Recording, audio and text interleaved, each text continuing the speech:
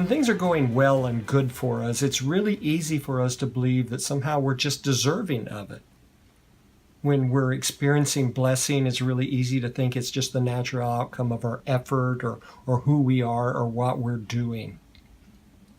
I don't know why. We don't say it out loud. It'd be kind of egotistical to say it out loud, but somehow we believe our good fortune is just something that we've done to deserve it.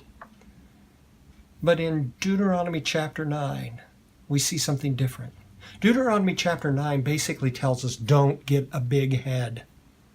In Deuteronomy chapter 9, Moses is telling the children of Israel not to get a superior attitude about the people they're going in to conquer, not to act like they're better than the people they're conquering.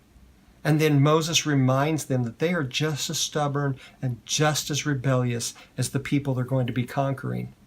Moses goes on and names incident after incident where they rebelled against God or wouldn't believe God. And it's easy for us as believers to kind of have the same attitude, to believe that because we have a relationship with God, that we're somehow superior or better than those who don't have a relationship with God. But the truth is, even with a relationship with God, we're just as rebellious sometimes, we're just as disobedient sometimes, we're just as hard to work with sometimes as those who don't have a relationship with God. And in fact, our sin is greater because we do know Him personally and we're still rebelling and pushing back. So here's the bottom line. We don't deserve any of God's blessing, not a one of them. Our best efforts always come up short, according to Scripture. Our best deeds are no more than filthy rags compared to His holiness, according to Scripture. We are just as rebellious.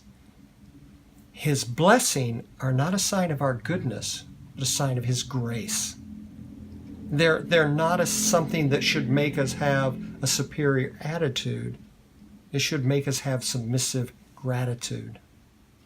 So think of this as the 11th commandment. Thou shalt not get a big head.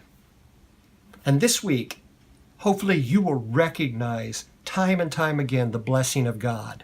But when you recognize God's blessing, it will cause you to respond with big humility rather than a big head. Go get them this week. See you next week.